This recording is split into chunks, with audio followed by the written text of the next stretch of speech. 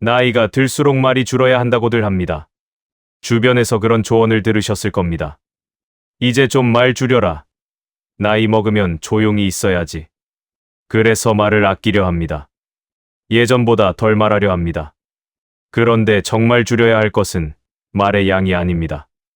말의 방향입니다. 많이 말해서 문제가 되는 것이 아닙니다. 어떤 말을 하느냐가 문제입니다. 10마디를 해도 괜찮은 말이 있고 한마디만 해도 관계가 틀어지는 말이 있습니다. 나이가 들면 경험이 쌓입니다.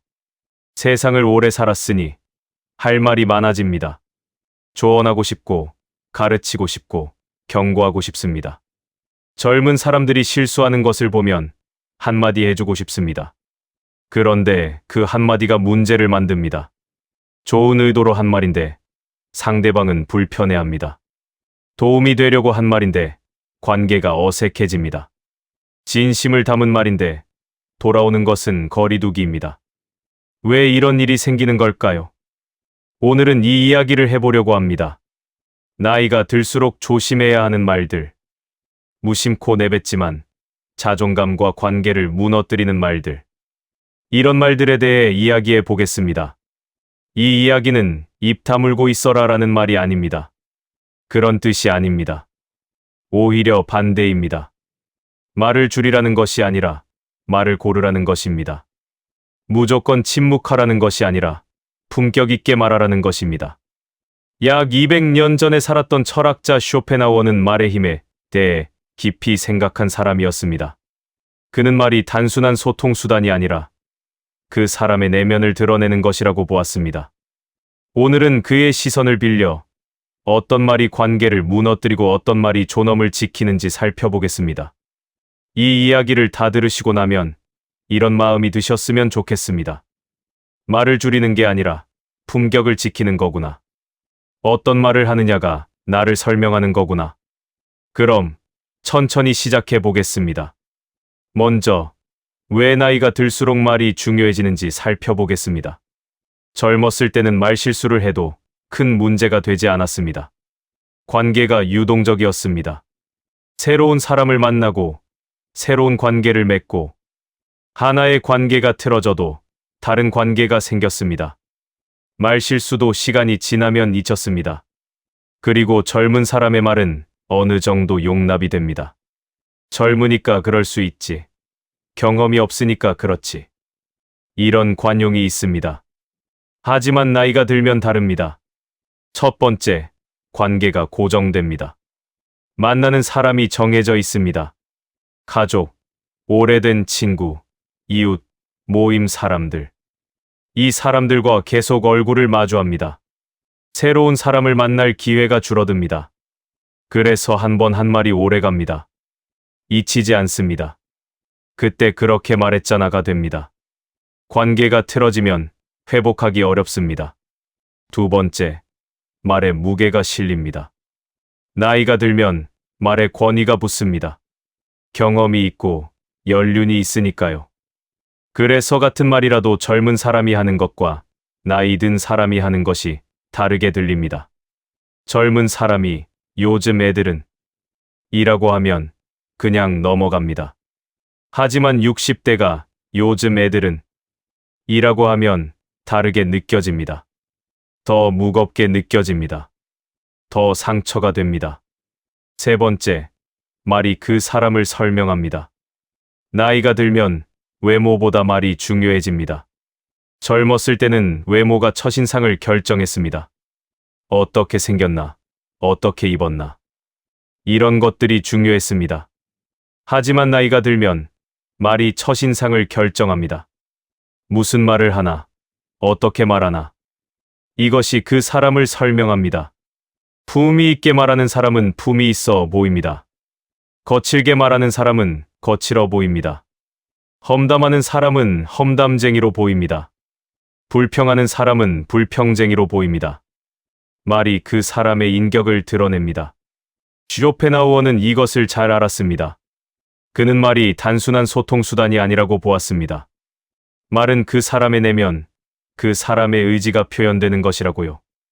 어떤 말을 하느냐를 보면 그 사람이 어떤 생각을 하는지, 어떤 감정을 느끼는지, 어떤 사람인지 알 수 있습니다. 말은 내면의 거울입니다. 그래서 나이가 들수록 말이 중요합니다. 말이 관계를 만들고, 말이 관계를 무너뜨립니다. 말이 존경을 만들고, 말이 존경을 잃게 합니다. 말이 품격을 보여주고, 말이 품격을 떨어뜨립니다. 이제 구체적으로 어떤 말이 문제가 되는지 살펴보겠습니다. 첫 번째로 조심해야 할 말입니다. 내가 너 나이 때는. 이 말 한 번쯤 하신 적 있으실 겁니다. 자녀에게, 후배에게, 젊은 사람에게 조언을 하려고, 경험을 나누려고 이 말을 꺼냅니다. 내가 너 나이 때는 밤새워 일했어. 내가 너 나이 때는 이 정도 힘든 건 아무것도 아니었어. 내가 너 나이 때는 그런 거 신경도 안 썼어. 좋은 의도입니다. 자신의 경험을 바탕으로 상대방에게 도움이 되고 싶은 것입니다. 힘든 것을 이겨내라고, 더 열심히 하라고 격려하고 싶은 것입니다. 하지만 이 말이 상대방에게 어떻게 들릴까요? 비교로 들립니다. 내가 너 나이 때는 더 잘했어로 들립니다. 비교당하는 느낌입니다. 나는 부족하구나. 나는 못하는구나. 이런 생각이 듭니다. 아무리 좋은 의도여도 비교당하는 기분은 좋지 않습니다. 격려가 아니라 비난으로 느껴집니다. 시대 차이를 무시하는 것으로 들립니다. 시대가 다릅니다. 환경이 다릅니다. 예전에 힘들었던 것과 지금 힘든 것은 다릅니다. 예전에 가능했던 것과 지금 가능한 것도 다릅니다. 예전의 기준으로 지금을 판단하는 것은 적절하지 않습니다. 상대방은 시대가 다른데 왜 그래라고 생각합니다. 공감받지 못한다고 느낍니다. 가르치려 한다고 느껴집니다. 이 말에는 내가 더 잘 안다는 뉘앙스가 있습니다. 상대방을 가르치려는 느낌이 있습니다. 나이 든 사람의 조언을 원하지 않는 것은 아닙니다. 하지만 일방적으로 가르치려 하면 거부감이 생깁니다. 왜 항상 가르치려 해? 내가 뭘 모른다고 생각하나? 관계가 멀어집니다. 이 말을 반복하면 상대방은 점점 멀어집니다. 대화를 피하게 됩니다. 이야기를 나누면 또 저 말이 나올 테니까요. 고민을 말하지 않게 됩니다. 어차피 내가 너 나이 때는 으로 돌아올 테니까요. 특히 자녀와의 관계에서 이것이 많이 일어납니다. 자녀가 뭔가를 이야기하면 부모는 내가 너 나이 때는 으로 시작합니다. 자녀는 처음에는 듣다가 점점 말을 안 하게 됩니다. 그러다 대화가 끊깁니다. 현실 사례를 들어보겠습니다. 한 아버지가 계셨습니다. 아들이 직장에서 힘들다고 이야기했습니다. 상사가 어렵다고, 야근이 많다고. 아버지는 이렇게 말했습니다. 내가 너 나이 때는 주말도 없이 일했어. 그래도 불평 안 했어.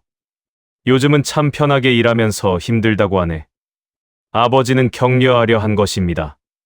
이 정도는 힘든 게 아니다. 버텨라라는 뜻이었습니다. 하지만 아들은 다르게 느꼈습니다.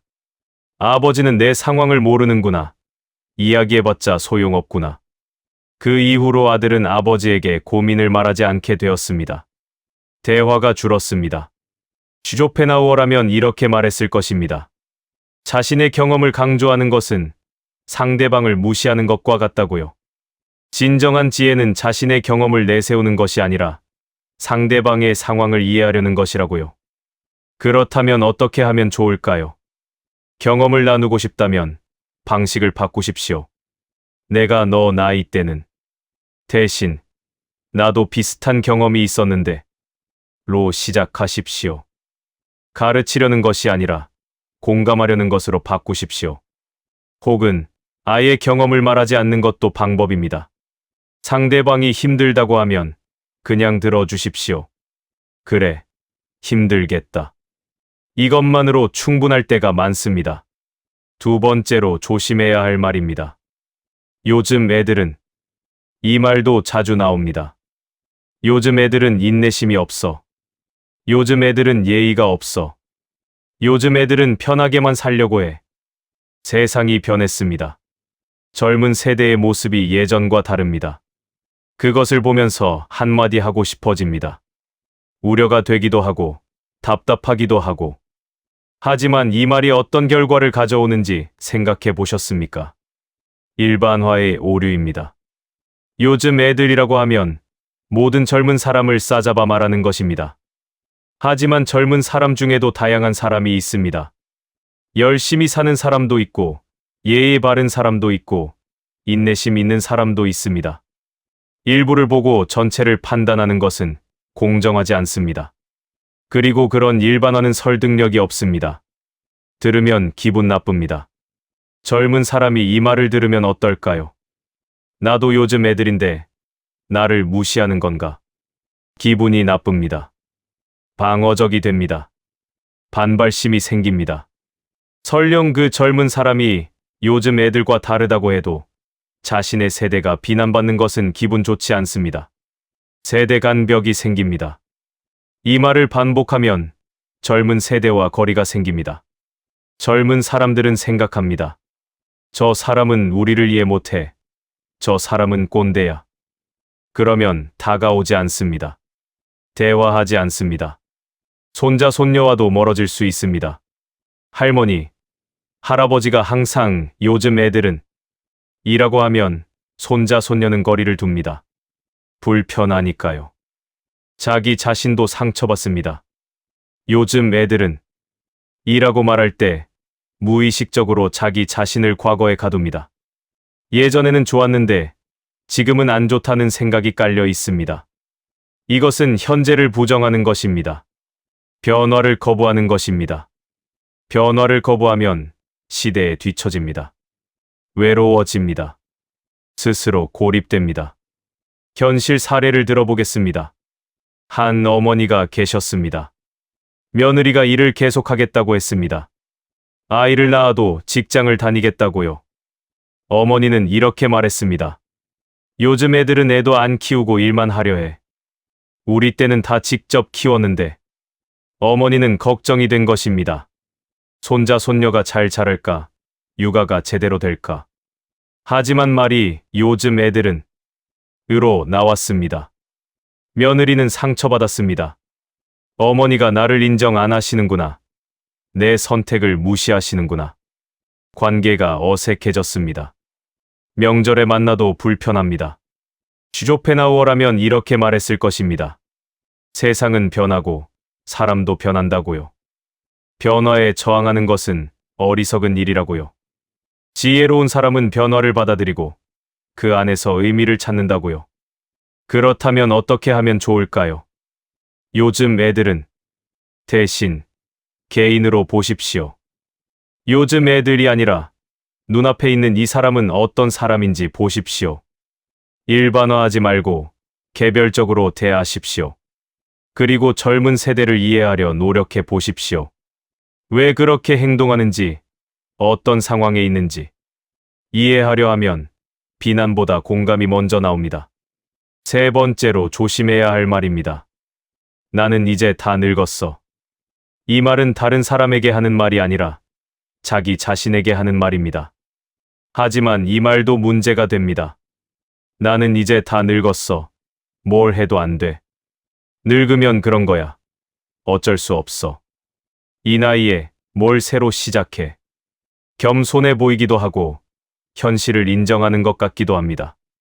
하지만 이 말이 어떤 결과를 가져오는지 생각해 보셨습니까? 자기 예언이 됩니다. 나는 늙었다고 계속 말하면 정말 늙어갑니다. 심리학에서 자기 실현적 예언이라는 것이 있습니다. 자신이 믿는 대로 행동하게 되고 그 행동이 결과를 만든다는 것입니다. 늙었다고 생각하면 새로운 것을 시도하지 않습니다. 활동이 줄어듭니다. 그러면 정말 몸과 마음이 늙어갑니다. 반대로 아직 할 수 있다고 생각하면 다릅니다. 새로운 것을 시도하고 활동을 유지합니다. 그러면 더 오래 젊음을 유지할 수 있습니다. 스스로의 가치를 깎아내립니다. 늙었다는 말에는 가치가 떨어졌다는 뉘앙스가 있습니다. 물론 의도한 것은 아닐 수 있습니다. 하지만 늙었으니까 못해. 늙었으니까 안 되라고 반복하면 스스로의 가치를 깎아내리는 것입니다. 나이가 든다고 가치가 떨어지는 것은 아닙니다. 오히려 경험이 쌓이고 지혜가 깊어집니다. 하지만 스스로 늙었다고 말하면 그 가치를 부정하는 것입니다. 주변 사람도 불편해합니다. 이 말을 계속하면 주변 사람도 불편해합니다. 아휴, 나는 늙었어. 라고 하면 상대방은 뭐라고 해야 할지 모릅니다. 아니에요. 안 늙으셨어요. 라고 해야 할까요? 매번 그렇게 말해주기도 피곤합니다. 자녀 입장에서는 부모가 늙었다고 계속 말하면 걱정이 됩니다. 동시에 부담스럽기도 합니다. 나에게 뭘 기대하는 건가? 돌봐달라는 건가? 복잡한 마음이 듭니다. 실제로 무기력해집니다. 늙었다는 말을 반복하면 정말 무기력해집니다. 새로운 것을 배우려 해도 늙어서 안 돼라고 포기합니다. 운동을 하려 해도 늙어서 힘들어라고 안 합니다. 모임에 나가려 해도 늙어서 귀찮아라고 집에 있습니다. 이것이 반복되면 정말 활력이 사라집니다. 삶의 의미가 줄어듭니다. 현실 사례를 들어보겠습니다. 한 할아버지가 계셨습니다. 손자가 스마트폰 사용법을 알려주겠다고 했습니다. 할아버지는 이렇게 말했습니다. 에이, 나는 다 늙어서 그런 거 못 배워. 젊은 사람들이나 하는 거지. 손자는 아쉬웠습니다. 할아버지와 함께 영상통화도 하고 사진도 주고받고 싶었습니다. 하지만 할아버지가 시도도 안 하니 포기했습니다. 그 후로 할아버지와 손자의 대화는 더 줄었습니다. 할아버지는 손자가 뭘 하는지 모르고 손자는 할아버지와 나눌 이야기가 없습니다. 할아버지가 한번 해볼까라고 했다면 달라졌을 겁니다. 슈조펜하우어라면 이렇게 말했을 것입니다. 삶의 의지가 있는 한 인간은 성장할 수 있다고요. 나이는 숫자일 뿐 삶을 결정하는 것은 의지라고요. 그렇다면 어떻게 하면 좋을까요? 늙었다는 말을 줄이십시오. 대신 예전과 다르다고 말할 수 있습니다. 늙은 것이 아니라 변한 것입니다. 변화는 자연스러운 것입니다. 부정적으로 볼 필요가 없습니다. 그리고 아직이라는 말을 붙여 보십시오. 나는 아직 배울 수 있어. 나는 아직 할 수 있어. 이 작은 변화가 마음을 바꿉니다. 네 번째로 조심해야 할 말입니다. 내가 해봐서 아는데. 이 말도 자주 쓰입니다. 내가 해봐서 아는데 그거 안 돼. 내가 해봐서 아는데 그렇게 하면 안 돼. 내가 해봐서 아는데 이렇게 해야 해. 경험에서 나온 조언입니다. 실제로 해봤으니까 아는 것입니다. 상대방이 실수하지 않게 하려는 좋은 의도입니다. 하지만 이 말이 어떻게 들리는지 생각해 보셨습니까? 상대방의 시도를 막습니다. 해봐서 아는데 안 돼라고 하면 상대방은 시도 자체를 포기합니다. 물론 실패할 수도 있습니다. 하지만 실패도 경험입니다. 배움입니다. 실패해봐야 알게 되는 것도 있습니다. 해봐서 안다고 막아버리면 상대방은 자기 경험을 쌓을 기회를 잃습니다. 대신 당신의 경험에 의존하게 됩니다. 이것은 성장을 막는 것입니다. 오만하게 들립니다. 내가 해봐서 아는데. 에는 내가 더 잘 안다는 뉘앙스가 있습니다. 물론 경험이 많으면 더 잘 알 수 있습니다. 하지만 그것을 매번 강조하면 오만하게 보입니다. 내가 옳고 너는 틀렸어 라고 말하는 것 같습니다. 시대가 다릅니다. 당신이 경험했을 때와 지금은 다릅니다. 당신이 했을 때는 안 됐을 수 있습니다. 하지만 지금은 상황이 달라졌을 수 있습니다. 기술이 바뀌고 환경이 바뀌고 조건이 바뀌었을 수 있습니다. 과거의 경험이 현재에도 적용되리라는 보장은 없습니다. 상대방과의 관계가 상하위 관계가 됩니다. 이 말을 자주 하면 관계가 상하위 관계가 됩니다. 내가 가르치고 상대방이 배우는 관계. 내가 알고 상대방이 모르는 관계. 이것은 대등한 관계가 아닙니다. 자녀와의 관계에서 이런 일이 많이 일어납니다. 부모가 항상 해봐서 안다고 하면 자녀는 의견을 말하지 않게 됩니다. 어차피 부모 말이 옳다는 것으로 끝날 테니까요. 현실 사례를 들어보겠습니다. 한 아버지가 계셨습니다. 아들이 창업을 하고 싶다고 했습니다. 아버지는 이렇게 말했습니다. 내가 해봐서 아는데 사업은 안 돼. 나도 젊었을 때 해봤는데 망했어. 그냥 직장 다녀. 아버지는 걱정이 된 것입니다. 자신이 실패한 경험이 있으니까 아들이 같은 고생을 하지 않기를 바란 것입니다. 하지만 아들은 다르게 느꼈습니다. 아버지가 나를 믿지 않는구나. 내 능력을 인정 안 하시는구나. 아들은 결국 창업을 했습니다. 아버지에게 말하지 않고요. 그 이후로 아버지와 대화가 줄었습니다. 아버지가 걱정되긴 하는데 내 생각을 들어볼게 라고 했다면 달라졌을 겁니다. 쇼펜하우어라면 이렇게 말했을 것입니다. 자신의 경험을 절대적인 진리로 여기는 것은 교만이라고요. 경험은 참고가 될 수 있지만 강요해서는 안 된다고요. 그렇다면 어떻게 하면 좋을까요? 경험을 나누되 강요하지 마십시오. 내가 해봐서 아는데 를 내 경험으로는 으로 바꿔보십시오.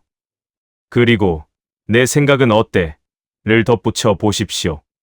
경험을 나누되 상대방의 선택을 존중하십시오.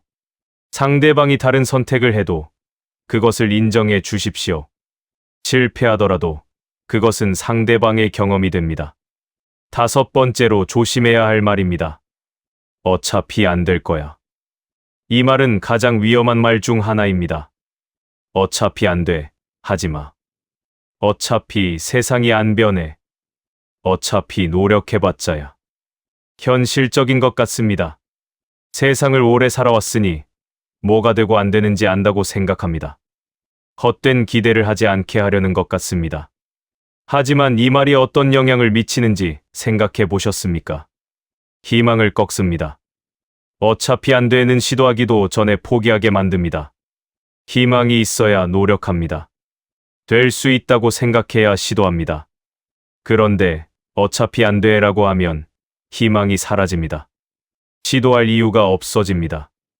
이것은 상대방에게만 해당되는 것이 아닙니다. 자기 자신에게도 해당됩니다. 스스로 어차피 안 돼라고 말하면 스스로의 희망을 꺾는 것입니다. 부정적인 사람이 됩니다. 어차피 안 돼를 자주 말하는 사람은 부정적인 사람으로 보입니다. 아무리 현실적인 분석에 기반한 것이라도 듣는 사람은 불편합니다. 그 사람과 있으면 기분이 가라앉습니다. 그래서 피하게 됩니다. 부정적인 사람 주변에는 사람이 모이지 않습니다. 외로워집니다. 가능성을 닫습니다. 세상 일은 해봐야 합니다. 안 될 것 같은 일이 되기도 하고 될 것 같은 일이 안 되기도 합니다. 어차피 안 돼라고 단정 짓는 것은 가능성을 닫는 것입니다. 닫아버리면 정말 아무 일도 일어나지 않습니다. 열어두면 무슨 일이든 일어날 수 있습니다. 상대방의 의욕을 꺾습니다. 누군가가 뭔가를 해보겠다고 할 때 어차피 안 돼라고 하면 의욕이 꺾입니다. 특히 자녀가 새로운 것을 시도하려 할 때 어차피 안 돼라고 하면 상처가 큽니다. 부모에게 지지받지 못한다는 느낌입니다. 혼자라는 느낌입니다. 스스로도 무기력해집니다. 어차피 안 돼를 반복하면 스스로도 무기력해집니다. 세상에 기대할 것이 없다고 느낍니다. 노력해봤자 소용없다고 느낍니다.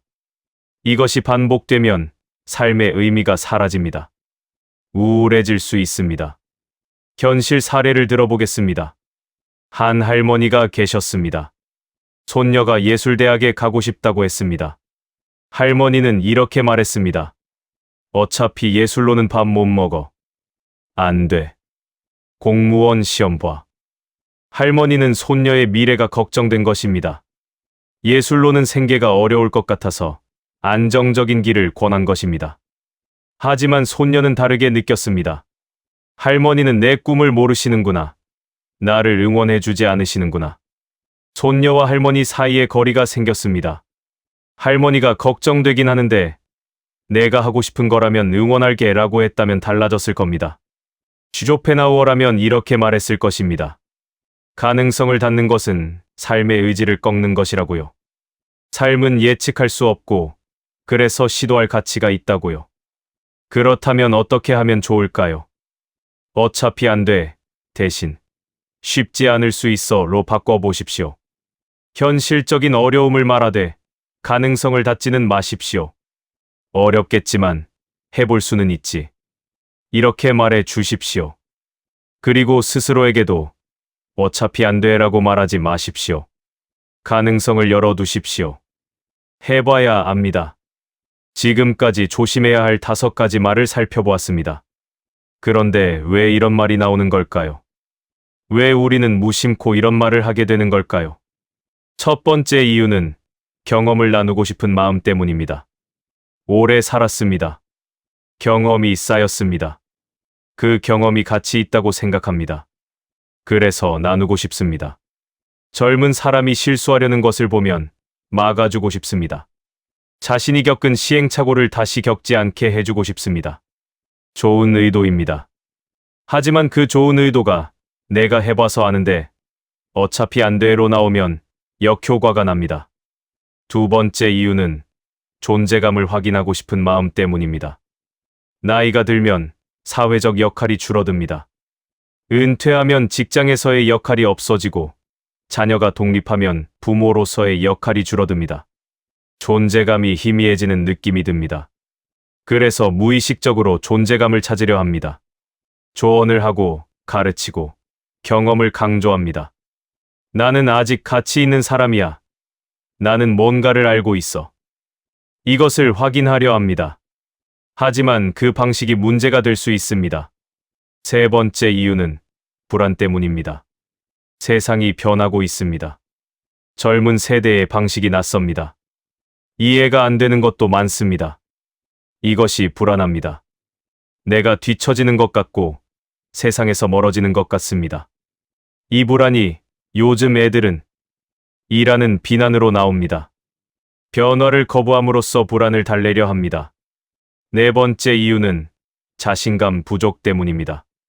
나는 이제 다 늙었어 라는 말은 사실 자신감 부족에서 옵니다. 자신이 가치 있다고 느끼면 굳이 늙었다고 강조할 필요가 없습니다. 하지만 자신감이 없으면 미리 깎아내립니다. 기대를 낮춥니다. 실망하지 않으려고요. 다섯 번째 이유는 습관 때문입니다. 이런 말들이 습관이 된 경우도 있습니다. 오래전부터 이렇게 말해왔고 그것이 굳어졌습니다. 무심코 나옵니다. 생각 없이 나옵니다. 말하고 나서야 또 그랬네 하고 느낍니다. 습관은 바꾸기 어렵지만 인식하면 바꿀 수 있습니다. 쇼펜하우어는 말에 대해 어떻게 생각했을까요? 말은 의지의 표현입니다. 쇼펜하우어에 따르면 인간의 본질은 의지입니다. 살고자 하는 의지, 원하는 의지. 이것이 인간을 움직입니다. 그리고 말은 이 의지가 표현되는 통로입니다.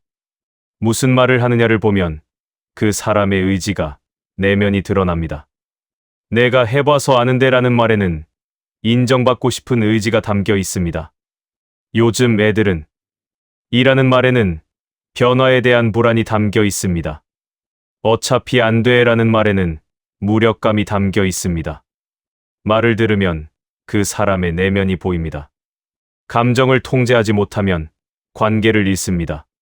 쇼펜하우어는 감정 통제의 중요성을 강조했습니다. 감정은 자연스럽게 생깁니다. 화가 나고, 불안하고, 답답합니다. 이것은 어쩔 수 없습니다. 하지만 그 감정을 그대로 말로 내뱉으면 문제가 됩니다. 화가 났다고 화내는 말을 하면 관계가 상합니다. 불안하다고 비난하는 말을 하면 거리가 생깁니다. 감정은 느끼되 말은 선택해야 합니다. 감정을 통제하지 못하면 관계를 잃습니다.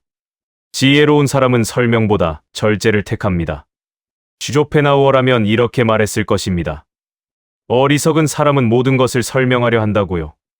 자신의 경험을, 자신의 생각을, 자신의 판단을 다 말하려 합니다. 하지만 지혜로운 사람은 절제합니다. 말할 것과 말하지 않을 것을 구분합니다. 모든 생각을 말로 하지 않습니다. 필요한 말만 합니다. 설명이 많으면 오해가 늘어납니다. 말이 많으면 실수도 늘어납니다. 절제하면 무게가 생깁니다. 침묵도 말입니다. 쇼펜하우어는 침묵의 가치도 알았습니다. 말하지 않는 것도 하나의 표현입니다. 때로는 말보다 침묵이 더 강력합니다. 상대방이 뭔가를 이야기할 때 조언하지 않고 들어주는 것, 비판하지 않고 고개를 끄덕여주는 것. 이것이 때로는 어떤 말보다 더 큰 위로가 됩니다. 그렇다면 품격 있는 말은 어떤 것일까요? 첫 번째, 상대방을 존중합니다. 품격 있는 말은 상대방을 존중합니다. 상대방의 생각을 인정하고 상대방의 선택을 존중합니다. 내 생각이 옳다고 강요하지 않습니다. 상대방도 나름의 이유가 있다고 생각합니다. 내 생각은 어때? 내가 원하는 게 뭐야? 이런 질문이 포함됩니다. 두 번째, 단정 짓지 않습니다. 품격 있는 말은 단정 짓지 않습니다. 안 돼. 틀렸어. 잘못이야. 이런 단정적인 말을 하지 않습니다. 대신, 어려울 수 있어. 다른 방법도 있어. 내 생각은 이래. 이렇게 여지를 둡니다. 단정 짓지 않으면 상대방도 마음이 열립니다. 세 번째, 경험을 강요하지 않습니다. 품격 있는 말은 경험을 강요하지 않습니다. 내 경험을 나눌 수는 있습니다. 하지만 그것을 절대적인 것으로 강요하지 않습니다. 내 경험은 이런데 내 상황은 다를 수 있어. 이렇게 말합니다. 네 번째, 가능성을 열어둡니다. 품격 있는 말은 가능성을 열어둡니다. 어차피 안 돼. 대신 쉽지 않겠지만 해볼 수는 있지. 이렇게 말합니다. 희망을 꺾지 않습니다. 가능성을 닫지 않습니다. 다섯 번째, 자기 자신도 존중합니다.